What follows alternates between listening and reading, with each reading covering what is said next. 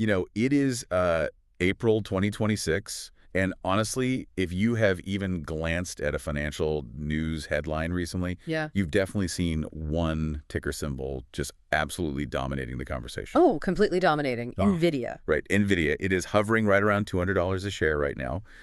But here's the question you really have to ask yourself today. Is this a screaming buy, a falling trend just waiting to happen, or, is this a massive value trap?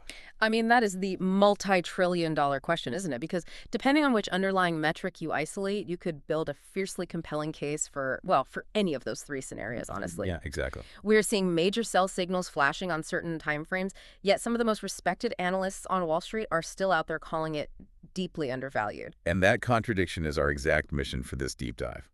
We have a massive stack of sources in front of us today.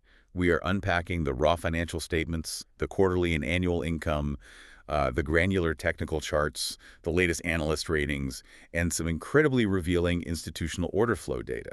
It's a lot to get through, but it's essential if we want the full picture. It really is. Our goal is to figure out exactly what is going on with NVIDIA. We want to separate the absolute signal from all the market noise. And before we jump into all of that, if you want to keep following along with these deep dives, make sure to like the video and subscribe to our YouTube channel. And it is compulsory, like absolutely compulsory, that you leave us your feedback in the comments.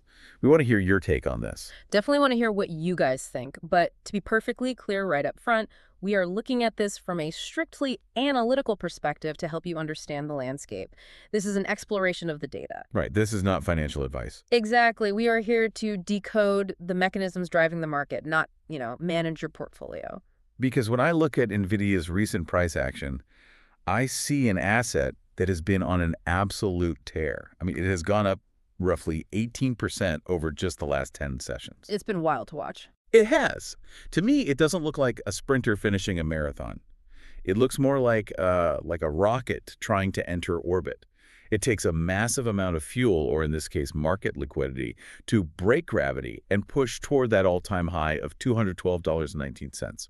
Yeah, but once you are up there, the slightest miscalculation in your trajectory can send you burning up in the atmosphere. Exactly. That rocket analogy is incredibly apt. But if we want to know whether this rocket is going to stabilize in orbit or burn up on reentry, we can't just stare at the altimeter to see how high it is right now. We have to look at the structural integrity of the ship. The actual company behind the ticker. Right. We have to examine the fundamental reality of the company. Now, the stock did take a slight daily dip recently, dropping $2.18 to close at $199.88 on April 21st. Just under that psychological $200 mark. Exactly. But a one-day drop of about 1% is microscopic in the grand scheme. To understand the true trajectory, we really need to look at the financial foundation supporting this massive price tag. Okay, let's lay out that foundation. Let's look at the scoreboard, the absolute financial reality of this company right now today. Well, the scoreboard is, frankly, historic. Let's break down the fiscal year 2026 income statement and balance sheet. We are looking at an annual revenue of $215.9 billion. Which is just, that's a staggeringly huge number. It is. And that represents a 65% increase year over year. To put that in perspective, the law of large numbers dictates that growth usually slows down as a company gets bigger. Right. It gets harder to double your money when you're dealing with hundreds of billions. Exactly. Growing 65% when your revenue is already in the hundreds of billions is almost structurally impossible for most traditional companies. It absolutely defies financial gravity. It really does. And from that $215.9 billion in top-line revenue, their operating income sits at an astounding $130.4 billion. Wow. Yeah. They have generated an operating cash flow of $102.7 billion for the year. That's up 66% year over year. That is a mountain of cash. A literal mountain. Yeah. And this sheer volume of capital has culminated in a market capitalization of $4.86 trillion, with a 52-week range swinging from a low of $95.04 all the way up to that peak of $212.19. Okay, let's unpack this, because I need to pause on one specific number you just kind of glossed over, which absolutely blows my mind. The gross margin, the non-GAAP gross margin, is sitting at 75.3%. It's a very important metric, yes. I really have to push back on how Wall Street even categorizes NVIDIA at this point. Right. People call them a hardware company, right? But a 75% margin, that is not a hardware company margin. No, it's really not. Hardware is notoriously brutal. You buy raw materials, you run these incredibly expensive factories, and your competitors just undercut you until your margins are razor thin. A 75% margin is what you see on, like, a luxury fashion brand. Yeah, like selling designer bags. Exactly. That is a Gucci handbag markup. How on earth is a 75.3% margin sustainable when you are essentially selling physical silicon and metal? Well, what's fascinating here is that crucial distinction. NVIDIA isn't just selling a piece of metal. They are selling an entire inescapable ecosystem. It all comes down to something called CDA. CDA. Yeah, CEA is NVIDIA's proprietary software architecture. Over the last decade, NVIDIA essentially trained the entire global generation of AI developers to write code specifically on CUDA. So it is a walled garden, like how Apple locks you into iOS, but for multi-million-dollar data centers. Precisely. If a tech giant wants to switch to a cheaper competitor's chip, they can't just swap the hardware out. They would have to rewrite mountains of foundational AI software from scratch because their code just doesn't speak the competitor's language. Oh, wow. So they're trapped. They are. Buyers aren't just paying for the physical chip, they are paying the ransom for the only viable software key to the AI kingdom. That developer lock-in is the mechanism that allows for that luxury brand markup. Okay, which brings me to my next point of contention. Yeah. You mentioned earlier they generated $102.7 billion in operating cash flow. And looking at the sources, they returned $41.1 billion of that to shareholders through buybacks and dividends in FY 2026. That's right. Wait, if NVIDIA is in the middle of a once-in-a-century AI arms race, why are they buying back their own stock? Shouldn't every single penny of that $41 billion be plowed directly into research and development to defend that moat you just talked about? It's a fair question. Like, is buying back $40 billion in stock actually a red flag that they've just run out of innovative ideas to spend their cash on? That is a phenomenal piece of critical pushback. It does seem counterintuitive to hand cash back during an arms race. And their actual quarterly dividend is tiny, by the way. It's just 1 single cent per share, last paid on April 1st. Right, so it's mostly buybacks. The vast majority of that $41 billion is indeed stock buybacks.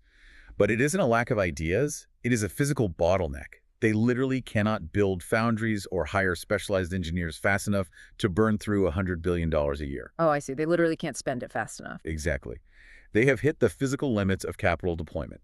So instead of letting the cash just sit there rotting in a bank account and losing value to inflation, they buy their own shares to reduce the overall supply, which, artificially boosts the value of the remaining shares. It acts as a massive financial cushion. Okay, so the math on the balance sheet is historic, and the luxury margins are protected by this software moat. But if I open my brokerage app right now, I am not seeing capital deployment bottlenecks. I am seeing a chart that just ripped 18% in 10 days. The momentum has been aggressive, yes. So does the actual price momentum on the technical charts support these flawless fundamentals? Well, if we map out the current technical indicators, the stock is undeniably in a long-term bullish structure. It is trading comfortably above its 50-day simple moving average, which sits at $183.30, and its 200-day simple moving average at $181.44. Let's translate that for a second. When we talk about a moving average, we are basically just smoothing out the daily chaotic noise of the stock market to see where the true tide is flowing, correct? Exactly. The 200-day average tells you what the institutional investors have been doing over the last year, and the 50-day tells you what the momentum traders are doing this quarter. So when the current price of $199.88 is that far above both of those averages, the long-term trend is decisively pointing up. However, there's always a however in technical analysis. Always. You can't escape it. The 14-day RSI, the relative strength index, is currently at 71.37. What is the RSI actually measuring mechanically? I mean, people always just say it's overbought, but what does the math actually do? It measures the speed and magnitude of recent price changes. Think of it as a momentum oscillator that swings between 0 and 100. It compares the size of the stock's recent gains to the size of its recent losses. Okay, so higher numbers mean more buying. Right. When the RSI crosses above 70, it means the buying pressure has been so intense and so one-sided for the last 14 days that the asset is stretched mathematically thin. So what does this all mean? Going back to my rocket analogy, an RSI over 70 means the engines are running in the red zone. It is overheating. That's a perfect visualization. It doesn't mean the rocket explodes today, but it means it physically cannot sustain that exact rate of acceleration forever without throttling down to cool off. Exactly. And we see that overheating in another indicator from our sources, the MACD, or Moving Average Convergence Divergence. Right, the MACD. MACD is currently at 1.02, which technically signals an overall buy direction. But the data explicitly notes there is a bearish divergence on the shorter time frames. Wait, explain bearish divergence mechanically. What is actually diverging? So the MACD looks at short-term momentum versus long-term momentum. Divergence happens when the actual price of the stock is still pushing higher, but the underlying short-term momentum line is starting to slope downward. Oh, I get it. So the price is going up, but the force pushing it up is getting weaker. Precisely. The engine is sputtering even as the rocket climbs. Which means traders are drawing their battle lines right now. Where are the key levels if the engine actually cuts out? On the downside, we have support holding at the $197 to $199 breakout zone.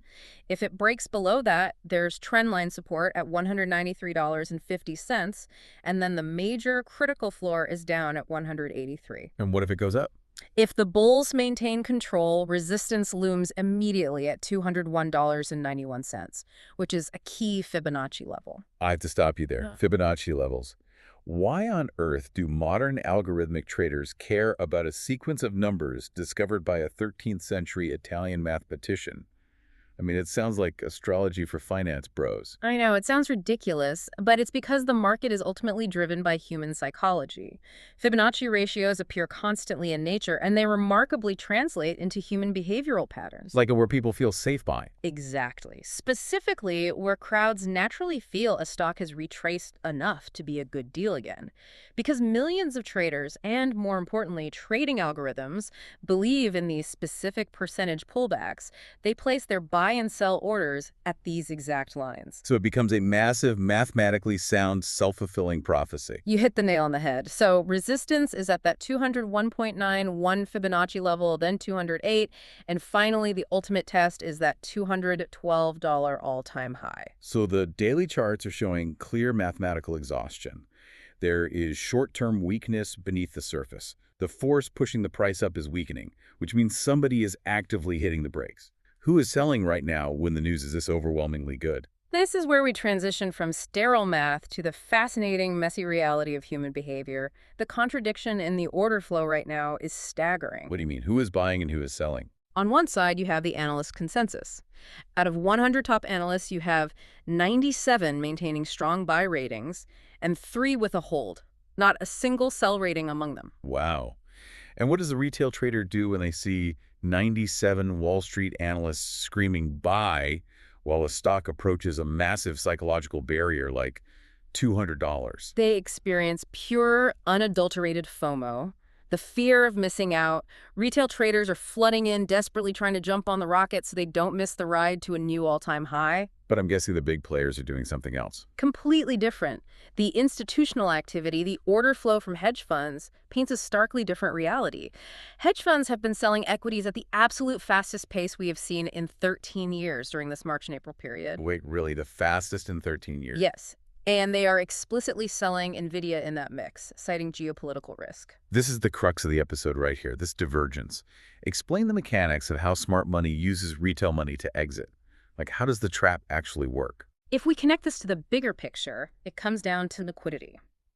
If a massive hedge fund wants to sell 10 million shares of NVIDIA to lock in their profits, they cannot just dump that on the market on a random Tuesday. Right, because if they did, the sheer supply would crash the price and they would ruin their own profits. Exactly. They need a massive wave of eager buyers to absorb all those shares without moving the price down. They need a localized frenzy. Precisely. And a round psychological number like $200 combined with 97 strong buy ratings creates that exact frenzy. The institutional funds use that massive influx of retail buying liquidity to quietly hand over their shares. They are managing their geopolitical risk, taking their chips off the table, while the retail crowd is cheering at the entrance. Exactly. And this raises the ultimate debate. Is NVIDIA fundamentally undervalued right now, backed by real demand? Or is this a perfectly laid retail value trap? Let's debate that. Let's look at the bull case first. The argument that $200 is actually cheap. You look at analysts from Rosenblatt and Tigris Financial, and they are projecting price targets up to $350 a share. It's an aggressive target. It is. But their justification is this monumental, mind-bending $1 trillion AI backlog. They are arguing that the world is completely redesigning its physical data centers, and NVIDIA is essentially the only supplier equipped for the job. In a scenario where $1 trillion is waiting to be spent, $200 a share is an absolute bargain. That is a very robust bull case. But the bear case, the value trap argument, relies on the mechanics of valuation. Right now, NVIDIA is trading at a 40.8 forward PE ratio. Break down the PE ratio for me. Why does 40.8 terrify the bears? Well, PE stands for price to earnings. A forward PE of 40.8 means that investors are willing to pay almost $41 today for every single dollar of profit they expect NVIDIA to generate over the next 12 months. Okay, put that in real-world terms. Sure. If you were buying a local coffee shop, you wouldn't pay the owner 41 times their annual profit to buy the business. It would take you 41 years just to break even. You only pay a 40 multiple if you deeply believe the company's profits are going to double, triple, or quadruple in the near future. So it basically prices in absolute, uninterrupted perfection. Precisely. For a company valued at nearly $5 trillion, pricing in perfection is incredibly dangerous. If AI demand slows even slightly, if these tech giants decide they bought enough chips for this year and pause their spending to digest what they have, the multiple compresses. The bubble pops. Exactly. The stock is highly susceptible to a brutal correction. Some sources point out that a 50% correction from these elevated levels isn't impossible if growth merely stagnates. A 50% correction on a $5 trillion company. There's $2.5 trillion in global wealth just vaporizing. Because growth slowed from blistering to just great. And that is why the stakes are so high for the upcoming catalysts. The events coming down the pike will force this tug-of-war between the bulls and the bears to a decisive conclusion. What is the immediate short-term catalyst that everyone is waiting for? The biggest date on the calendar right now is May 20th, 2026. That is when NVIDIA reports its Q1 fiscal year 2027 earnings. The market expectation is that revenue will hit $78.6 billion for a single quarter. That is more than most Fortune 500 companies make in a decade. It is. And beyond that single quarter, the long-term $250 plus projection relies heavily on their new product pipeline. We're seeing massive, insatiable demand for their next-generation architectures, specifically the Vera Rubin CPU and the Blackwell Ultra. So as long as those products dominate the upgrade cycle, the bull thesis remains entirely intact. Right. The best-case recovery scenario is that they crush earnings and demand stays sky high. But Wall Street prices stocks on growth. If growth is threatened, that 40.8 PE ratio becomes a massive liability. And the sources highlight some terrifying downside risks, starting with the geopolitical factor, the China export ban. It is a critical vulnerability. Here's where it gets really interesting.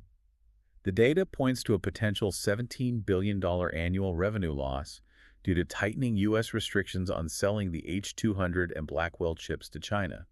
Now, someone might look at that and say, well, $17 billion is a drop in the bucket compared to their $215 billion total revenue. But it's not about the total number. Right. It is about the mechanics of valuation. If you instantly chop $17 billion off the top line because of a government 10-stroke, growth stalls. And when growth stalls, a 40 multiple collapses. The worst-case scenario is a continuation lower as that multiple corrects. And that government pen stroke is entirely out of NVIDIA's control. But this raises an important question. There is another existential threat that is arguably much worse because it is coming from inside the house. You're talking about their own customers, the frenemy dynamic. Yes.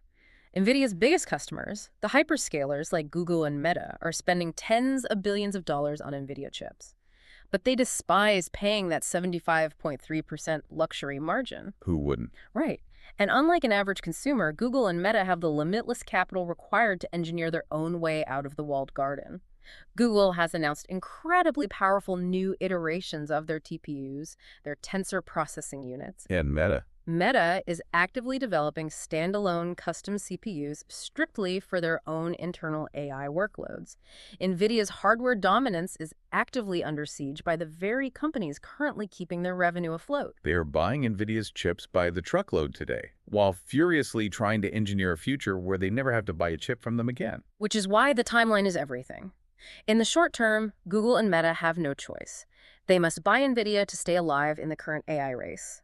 But looking ahead to 2027 and beyond, if those custom silicon projects actually succeed, NVIDIA's absolute monopoly pricing power could evaporate. So, synthesizing all of this data, what is the final outlook for you, the listener?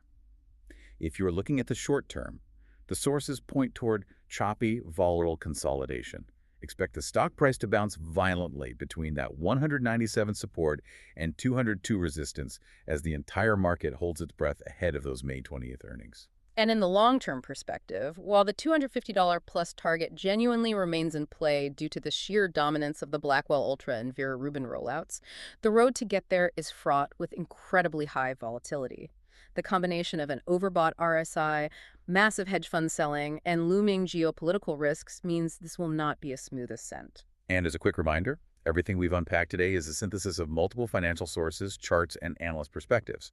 We are analyzing the mechanics of the market, but this is not financial advice. We provide the data and the context. You determine how it fits into your own strategy. Now, before we wrap up this deep dive, I want to leave you with one final provocative thought regarding that massive $1 trillion AI backlog that the bulls are banking on.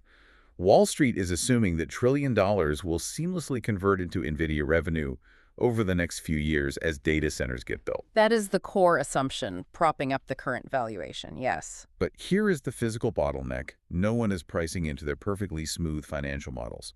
Energy, the electrical grid. Oh, that's a massive point. Right. These new AI chips require an astronomical amount of power to run and an equal amount of power to cool down. Do we actually have the physical infrastructure on planet Earth right now to plug in $1 trillion worth of new data centers? It's the classic picks and shovels analogy of the AI gold rush. NVIDIA is selling the shovels. Exactly. Yeah. But if the regional power grids tap out, it doesn't matter how badly Google wants to buy Blackwell chips. If they literally cannot plug them into the wall without blacking out a city, demand is physically capped. What happens to NVIDIA's 75% profit margin the moment those miners finally figure out how to forge their own shovels? Or when the mine literally runs out of electricity? It is the ultimate collision between infinite digital ambition and finite physical resources. A fascinating vulnerability to watch. Keep an eye on the power grid. Thank you so much for joining us on this deep dive into the NVIDIA battleground. As always, keep questioning the consensus and stay endlessly curious. Is $200 a launch pad or a trap? Let us know. Until next time.